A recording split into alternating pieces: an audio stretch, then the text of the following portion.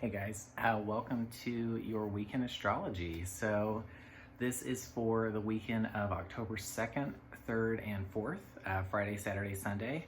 And this is going to be one to remember because we have some planetary stuff happening that is exciting, and it's also going to be very, very powerful at the same time.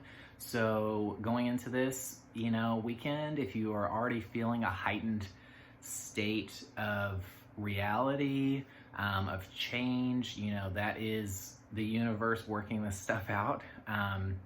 So, try not to resist it as much as you can, but also don't let it overwhelm you. I know this Aries full moon that we're really going to be feeling still residually this weekend, really, really packed a punch, as Aries energy always does. It's very combative, it is very loud, and it's very hard to control. And the Aries full moon, we should start off just kind of wrapping up that, happened on Thursday. And it really, really just signified like, okay, so we're getting back to the start, like we've had this break, that 6-month period since Aries season was kind of when we were all going into our homes because the COVID quarantines and stay homes had gone into effect. And if you look at from that time period to now, a lot more of us are kind of resuming our daily lives, our careers, maybe not relying on unemployment as much, getting more involved with politics. And so we can see slow adjustments to whatever the norm is, and that's kind of that Aries like initiation energy that we see. And so if you feel like you are making some progress, it's not easy, but things are in motion. That's kind of the best that we can expect right now because this, I don't want to sound like a broken record, but this stuff is just, it's so different than anything that we've experienced in a very, very long time, that it really is going to take a while to work itself out. I mean, just when a planet goes into retrograde or comes out of retrograde doesn't mean that there isn't a prolonged period, whether we're looking at it stationing, that point where it stops or it appears to stop, that's called a station. Or if it's in its shadow phase, which is like right before it goes into retrograde. And regardless of those things, these transits, these directions that the planets are taking, they do take a little longer. It reminds me of numerology, and like when you're looking at your personal years, like say you're in a personal year of 7 and you're like towards the end of the year, maybe like October, November, December, you start feeling the pull into the next numbered year, which would be 8. And it's very similar to the planets changing direction. It's like there's still this gradual effect, and it doesn't happen all at once. When we look at the moon and the sun, those are faster energies, and those can really move through and just kind of cut through that stuff, the moon being the fastest celestial body. But ironically, we're not really going to talk about the moon much this video. I know we've been really honing in on it lately because it's been the most significant thing changing on these weekend videos. But just starting out with talking about the full moon in Aries is pretty much going to be the bulk of the moon's part in this video, because we have some very, very exciting stuff. But like I said, there's still a lot of work to do, so you're going to feel like there's really no room to relax yet. But, things are slowly turning in the right direction. Hopefully, still this stuff is super unprecedented, so I think it's challenging everybody out there that has ever worked with astrology or metaphysical stuff to try to understand how this stuff can play out and how it's affecting things. And that is very much an individual subjective kind of like path to take. Astrology is usually very objective, but like dealing with something of this magnitude really kind of takes some trial and error to see the effect, and so sometimes, especially because when we look at this stuff, astrology is associated to Aquarius, which is a very far outer lying planet. That means that it takes a lot longer to understand. And so what's so funny about it being so wrapped up in the future is that it usually never jumps ahead and hits it on the mark. It's more so about catching up and understanding it more once it's already progressed or you're in the middle of it. And so there's some irony there with like, it is all about the future, but it's still something that we can never know for sure until it does happen or until it does progress, and then we can take some insights and have it be useful, to give us closure, to give us more to learn from the things that have already happened. That's kind of how I view it.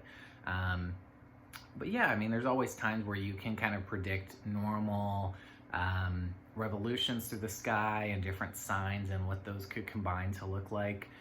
Certainly there's some reliable stuff out there, but yeah, these are very unprecedented times. And so, we really have this kind of unique opportunity to see something like a big event on display. And going into the full moon, we had a really big kind of fighting match that was really interesting, to say the least. And the presidential debate, the first one, of course, the first, Aries, and yeah, it was, I don't feel like I usually get political on here, but I don't think anyone could disagree when I say like it was just a shit show. I really feel like Biden tried, but his patience just kept getting tested and tested again. And so, he did kind of cave into more of his impulses where like, will you just shut up, man? Like stuff like that, which is very unbecoming of a presidential candidate or nominee. But at the same time, it was kind of comic relief because that's what we were all feeling and thinking. And so, it was good and bad. But I am really glad that I watched it just to see it up close, to see the perverse way that, Trump really beats around the bush and doesn't give any solid information and just kind of throws out random catchphrases, kind of like news headlines, but none of it is relevant to the questions he's asked, or to anything really. It's just blah, and so you can really see the damage of like a Gemini, in power can do. And there's good and bad to every sign. And so there's not one sign out there that is just worse than the others. And, unfortunately, he's a very bad representation of that sign. And he's using his voice, which they're known for. They're known for their communication, and he is, just the most unfocused but determined person to confuse and to just gaslight, and all of these bad communication styles, they just all happen at once. And I'm just like, where does he get this shit? He just literally just needs to talk, and it doesn't matter what comes out of his mouth, but he feels satisfied. And I think he's spent so long in business that he has this very hard demeanor of approaching conversations that allows him to, throw very rough words around, accusations and claims that usually aren't based in logic. And so, that's terrible because whether you side with him or not, he has the attention of the American people whenever he does something. And so, yeah, it's a really, really strong position to be, even in this day where people are really taking politics into their own hands. But that shouting match, from like the first minute, I was like, is this what this is gonna be for like an hour and a half? And surely it was. They did not back off, and I really commend Biden for actually addressing the American people. He would literally look into the camera, and use some kind of politics, tactile approaches, to address us personally. And that felt very warm and very inspiring. And he just tried to divert the attention. Not once did I see Trump acknowledge the camera, and someone that just keeps rebutting what the other person is saying before it's their turn is just says so much about him. And that, I don't know if it's, he just can't keep the camera off of him because he just really loves that attention. It's very clear. He has like those narcissistic tendencies where he does visibly get upset when the camera is not on him. Not just in that debate, but in a lot of press junkets he's been at. He doesn't like to pass the mic to somebody else.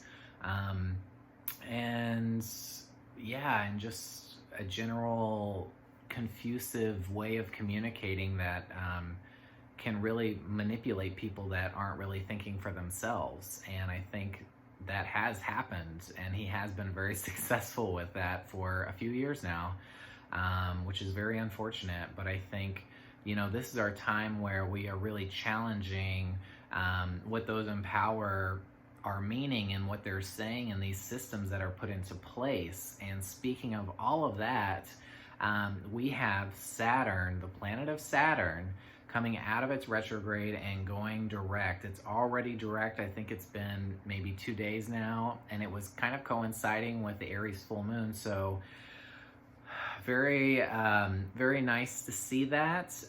Do I think that is going to solve all the problems? No.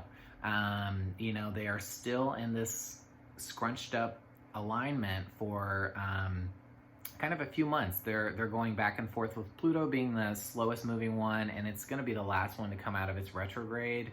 But we'll have more on that later in the video. So let's talk about Saturn going direct in its home sign of Capricorn. So this is very, very powerful.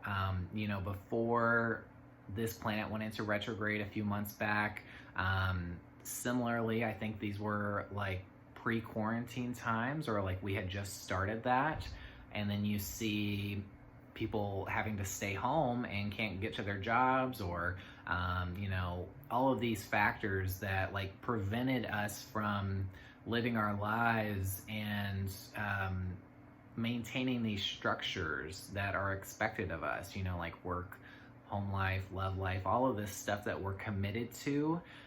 We've really, really had a hard time managing these last few months since it has been its retrograde. And more to that is that, these retrogrades, as I'm sure you guys know if you've been watching, they take us back in time. They allow us to turn backwards in on ourselves, which is not always a welcome journey. And unfortunately, if you do try to resist, I feel like it just irritates the energy even more. So a great tip for working with retrogrades is to kind of use them as a learning experience, because they're going to bring up stuff whether you like it or not. And I feel like the more you try to suppress it or to hide, your secrets or your memories in the closet or just somewhere dark, you're just giving it more destructive capability.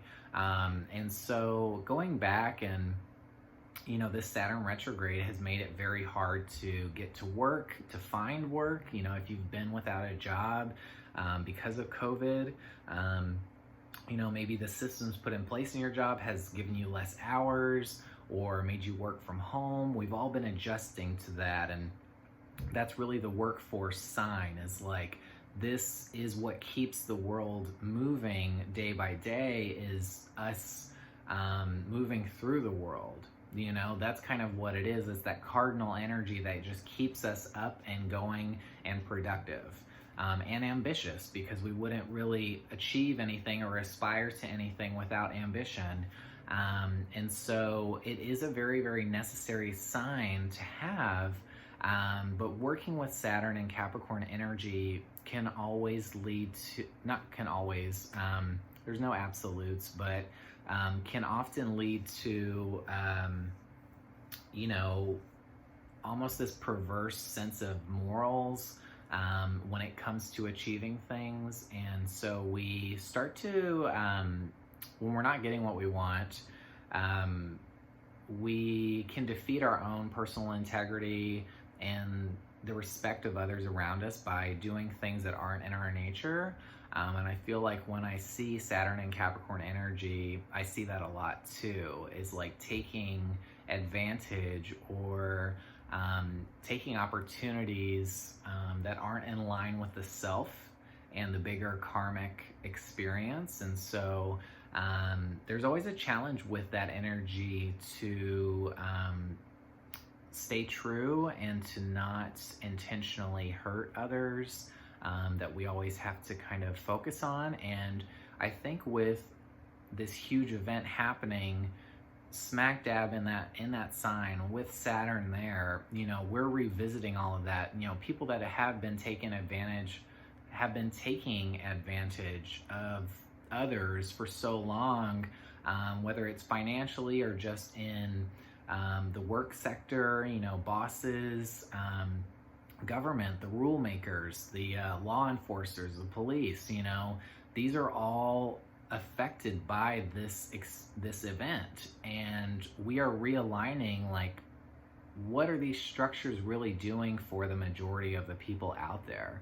You know, I think especially the Democratic Party has been trying so hard to find equal ground for everyone, to make things more accessible to everyone that lives in this country, and not just select few. And that's what we're really seeing revving up here. We've had it. We've had all of these tax breaks. We've had all these missed opportunities. You know, the working class, the middle class being punished, while the top 1%, which is so few of the people that actually live in this country, always being like held by their hand everywhere they go, you know, always just because they have more connections and resources, doesn't mean that they're better people. And oftentimes a lot of those business deals and things can, like I said, lead to a lot of immoral, complicated situations that can even haunt the individuals or make them blind to seeing their wrongness. And so we're seeing that restructure, and it's a very slow process. I mean, you guys know that Saturn in Capricorn is very, very slow. Like, how many stops and starts do you have when you try to take on the legal system, or you try to do something, you know, like just the idea of like going to the DMV, which you could argue is a lot more run by Mercury influence, the transportation aspect of that. But it's still government oriented, and just that process is so dreadful for me personally. It's probably the last place that I ever want to go if I ever have to go somewhere, or prison. Yeah, and it's just like that long, like, why is it always such a long process? After all this time, you just question, like, why is it still running, you know, in such an outdated way? And there are methods like that all around us in every state and local government, and that takes a lot of time to change. And so, you know, what's exciting is all of this moving into Aquarius energy that these planets are going to be doing come 2021, is going to start giving us those glimpses of like, oh, okay, you know, maybe we take like what's working with these other countries, and it's less work on our end. We're working smarter. We're working for the people. And it doesn't feel like the people are working for us, you know, because that's what it seems like to me. It's like you have to go in and beg these people to help you. And it's like one little box that doesn't get checked, you know, they're just an automatic no, and there's really not a lot of room for error. And that's not how government should be. Government should be supporting you. That's what it's set up to do. It's service. These are services that allow us to maintain our lives and our structure. And when we're met with difficulty constantly with them, you know, we're discouraged to participate in our own country's government or union or whatever you want to call it. And it feels very diminishing, and it's it's very concerning as a citizen to feel not supported by the very system that is supposed to support you in your rights. And so I think that we're going to be seeing a lot of that change. It will take time, but I'm very excited and hopeful that we're moving in some very innovative directions there. That's my plug. You know, I have had one pretty much every video, but it's just a reminder for any new people watching, or those of you that just kind of keep needing to hear this because you're just like, man, this energy is so tough, and we just need this constant reminder, like, hey, there's something really major happening here. So it's not just you, it's really happening all around. So let's see here. Friday, like I said, we're not really going to talk about the moon this weekend. Let's talk about some planets that are moving around in signs and going direct. Very exciting stuff here. Friday, Venus is moving into Virgo. I don't know how exciting that is, to be honest, but you know, especially when we look at female energy, you know, people that are identifying as female, you know, they are going to feel this encouragement to help. You know, Virgo is a very service-oriented sign. It's kind of like government in a way, but it's on a smaller level. It's not making huge decisions, maybe just daily stuff.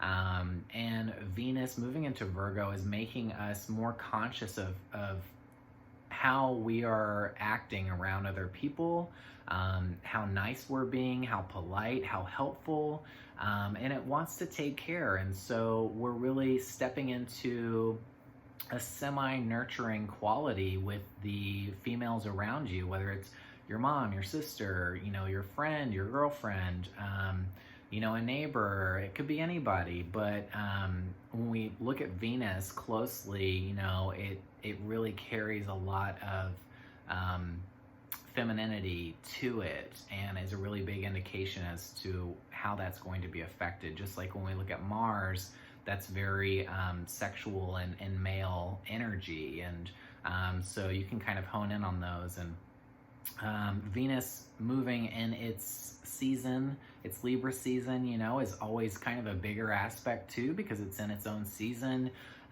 So this will be, you know, a really cool one. I don't think this will really be harmful in any way. You know, there's always pros and cons to each sign, and moving away from Leo, you know, we feel like we can maybe not feel as pretty like in our social media postings, or we don't really feel as encouraged to put ourselves out there like on a date, or you know, just connecting to people and really finding some social time in our groups and our deeper relationships. You know, those were very meaningful and impactful when Venus was in Leo. It feels very fulfilling and close to the heart. Like you're doing the things that you want to do with the people you want to be doing them with when Venus is in Leo, and it just feels and looks good. Doesn't mean that there weren't fights when it comes to that stuff, though, because Leo is, you know, it brings out that kind of energy, that dominance, that opposition.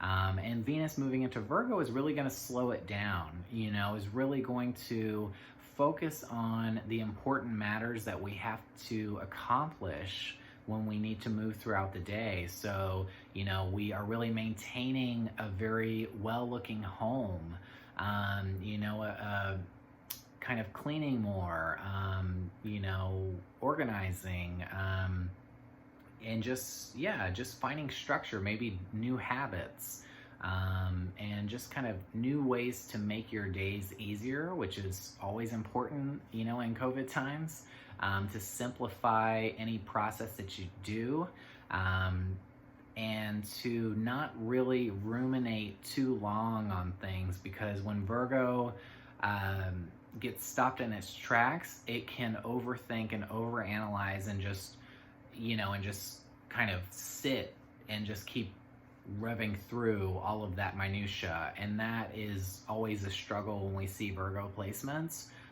So be very understanding of, the female going around you. If you have heavy Venus placements in your chart, or Venus in Virgo even, you're going to be experiencing this a little heavier.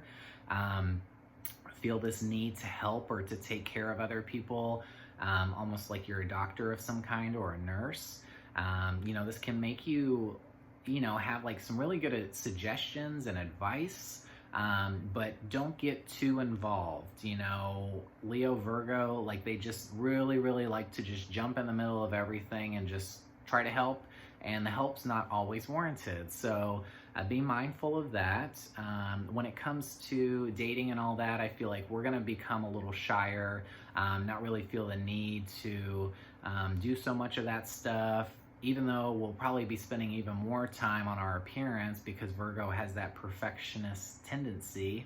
But I don't really feel like we're going to be looking for any reciprocation of our beauty or our appearance. Virgo doesn't really want the attention. It just is doing it for its own sake, So some things to look out for that, but overall, not a bad thing. And we're becoming more health conscious, and so we may even be spending more money on things that are really good for us, whether it's dietary stuff, it's exercise equipment, vitamin supplements, whatever it may be, things of that nature. And it's also great for saving money because Virgo energy is very responsible. It's earth sign oriented.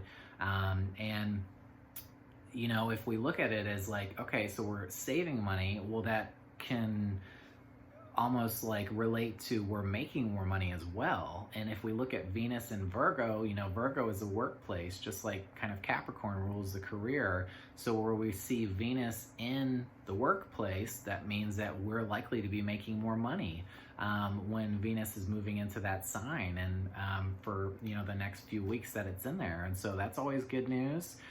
That could mean that the work is picking up for you, and Saturn going direct certainly supports that. So whether you've landed the job that you wanted, you've gotten some sort of a raise, or what have you, things are slowly getting, to gradually to a more normal area of your life. I don't really feel like we're ever going to see normal again. So going back to it, I don't really think is a thing as much. So it's more about adapting to these chances that we're given. And yeah, so pretty cool there. Saturday, not too much going on. And then the moon, I'm sorry, speaking of, I really wanted to point out this shirt because it will be lost if I don't explain it, because it is going to be the cover of this video. But this is a perfect Venus and Virgo energy here. So Hermione is, I hope it's not showing backwards, by the way, but it's mimosa, not mimosa.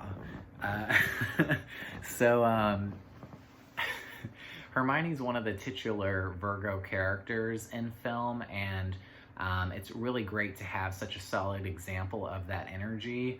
But she works harder than she has to. She does Harry and Ron's work for them, and sometimes they don't even ask her to.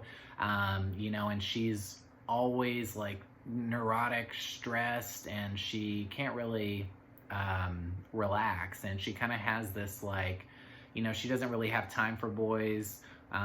She's not focused on that. She's focused on success and working hard and learning. And and so that is really the essence of this sign. And when we look to the females, they're going to kind of inhibit some of this quality a little bit. So maybe not like type A so much, but it was so funny because I was just watching a video about type A's and like movie and TV, and like right before I hit play on this. So very much the energy. But yeah, like moving on from that, we have the moon in Taurus trining Uranus in retrograde, I believe early Sunday.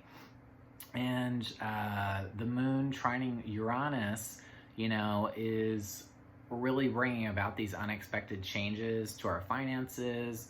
And I'm hoping that's for the better, because Venus moving into Virgo, like I said, I feel like we should be seeing a little more, or at least we should be more conscious of our spending habits, and kind of being more organized about it, and like maybe removing yourself from subscriptions that you don't use, or investing in like a savings app or something like that.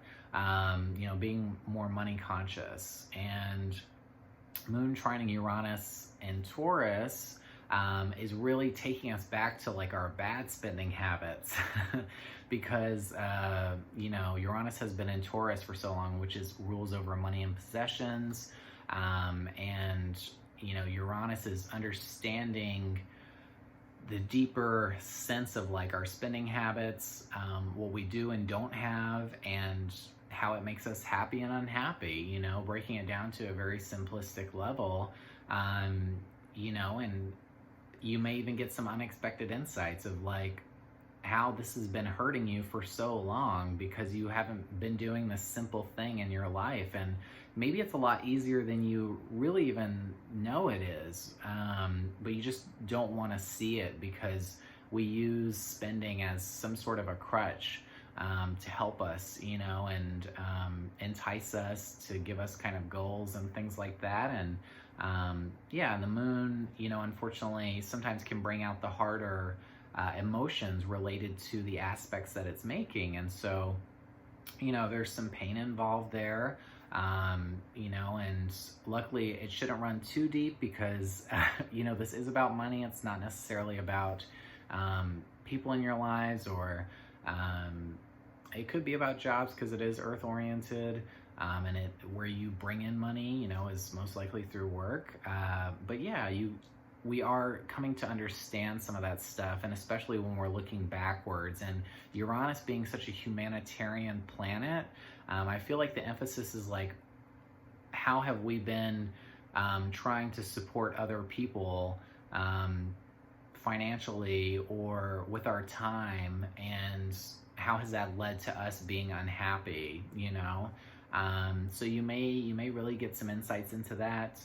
Just look out for that, but nothing too major there. The moon moves very fast as we know it. And let's see here. Mercury, when is Mercury going into Scorpio? I feel like I wrote this down. Let me check. Oh, my computer died. Okay. Oh my God, that makes so much sense, right? Mercury going into Scorpio, a technology dying. So Mercury isn't the only ruler of technology, it's more Aquarius, but we do see it, and because it's so relied on in daily life that, your phone, especially your phone, can be associated to that too. So I do know that it is soon going, or it already has moved into Scorpio.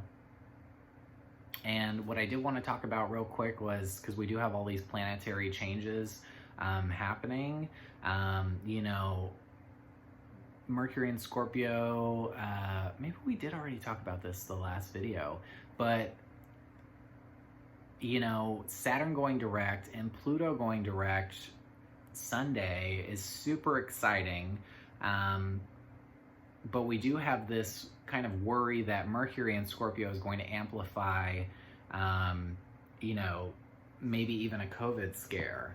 And I don't like to worry anybody out there or anything like that, but Mercury, as you guys will know, if you watch it closely in your chart, or when it's doing its thing, can often bring about 2 or 3 or multiple cases of whatever energy it's associated to in your life. And with Mercury and Scorpio, I really feel like Pluto is the signifier of the coronavirus.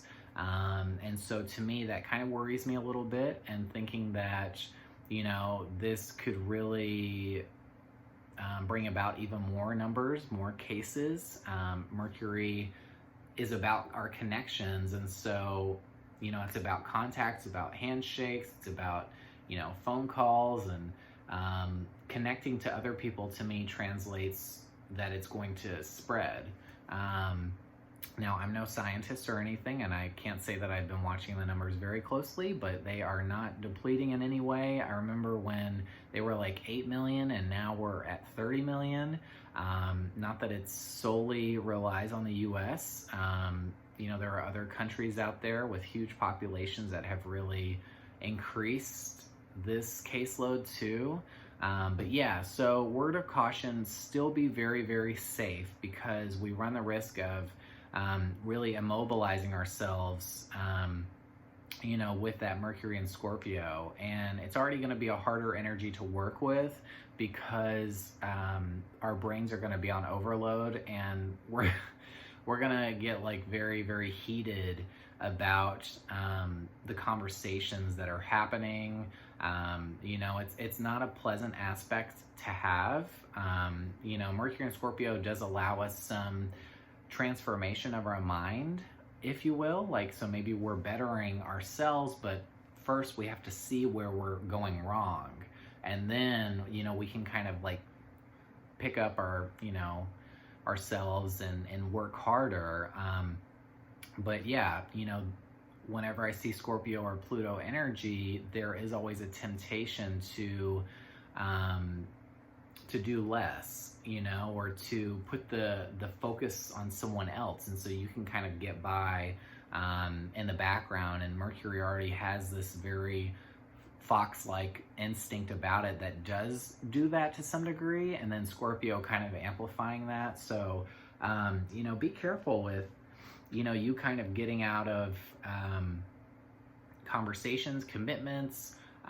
You know, you're not really telling the full story out of fear, or maybe even like kind of wearing a mask, you know, like you start to like troll people, or, you know, try to connect with like your ex or something, pretending to be somebody else. I feel like this is very much like a catfish placement, you know. It's like, yeah, it's like using that kind of energy to investigate or get behind the scenes, but it's not very honest about its true intentions. So be careful with that. And yeah, I just feel like this is, you know, the water energies are usually not good when we look at health. And Mercury is the planet of health. Is ruled by Gemini and Virgo, and more so Virgo is the sign of health. And so when we look at that, I feel like we're just going to see an increase of cases, and, you know, the health sector, the hospitals, the doctors and nurses are going to be more overwhelmed by how much there is, you know, because Scorpio energy makes things harder naturally, you know. That doesn't mean that everybody that gets it is going to die or anything like that. I don't want to scare anyone like that, but it's just, it's making it more amplified and a bigger issue than it already has been, which is saying something. So watch out for that. And Pluto going direct, you know, like on these serious notes, is very good, but it's also the planet of revolution. And so that means that things are going to get more intense. You know, we got a glimpse of how intense they could be a few months back with Black Lives Matter, and then Trans Lives Matter. And I feel like we're going to start seeing some more of that, especially as these, well, in particular, the one nutcase that still holds the title of president in our country, you know, continues to confuse, continues to manipulate the system and the people in it. You know, there is a very, very growing sector of people that are just not going to stand for it anymore, and that's very apparent this time around. And Pluto is encouraging us to take action, not always in the most productive ways. So really, really watch your darker impulses to harm others, or to do things that just are not in good karmic balance. If you are getting these impulses, like try to work through them somehow, try to write them out, try to express them some way and that they're not doing so much damage. And yeah, I mean, that's really all I can say. But really, really big stuff happening. This weekend, we're seeing some of it really take off. And while I am excited, I am also cautious, and I implore you all to be as well. Just because something is coming out of a retrograde doesn't mean that, the sky is like opening up and like we have great weather and we can just do all those things that we want to do again. That's not the case. But we're supposed to use those insights that we've been struggling with and looking at in these retrogrades to help us move forward with less baggage. It's almost like giving us opportunity to shed some of our old habits, our old ways, even people in our lives, and thoughts, memories, finding a lot of closure. And that's always very important, especially when we're in heightened emotional states right now. The less that we carry forward, the better on us, the better for our mental sanity, and the better that we can serve the world that we're going to really need to try to save in a lot of ways moving forward. And so less is more, when we're looking at things right now. Don't overwhelm yourself, and don't get bogged down. If at first you don't succeed, get yourself back up and try again. That was a lyric I posted in one of my Instagram posts this week, and I don't know if that's the exact lyric, but I remember that song playing on like a Now That's What I Call Music CD like years ago, and it just felt so apropos to Aries and it being in retrograde still, and just trying to do stuff and just kind of being pushed by this harder Capricorn energy.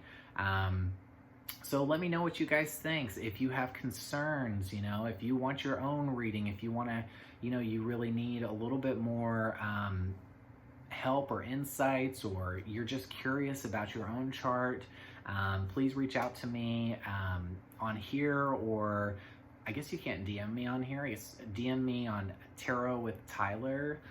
Same name as my YouTube channel, but it's on Instagram. So I have an account on there. That's where I do a lot of my booking and stuff. And so, yeah, if you want some of that, if you want a little more exploration of how this is playing out in your chart, reach out to me. And you guys stay strong. We can't do it all, so don't blame yourself. Keep rising above these pitfalls and enjoy the little moments of success that we are having along the way. Really latch onto that and let it encourage you. And yeah, just be careful. That's really important, especially going into Halloween times and things getting a little scarier in a lot of ways, not just because of the season. It's politically, COVIDly, like everythingly. So yeah, practice mindfulness, be safe, and I'll see you next weekend.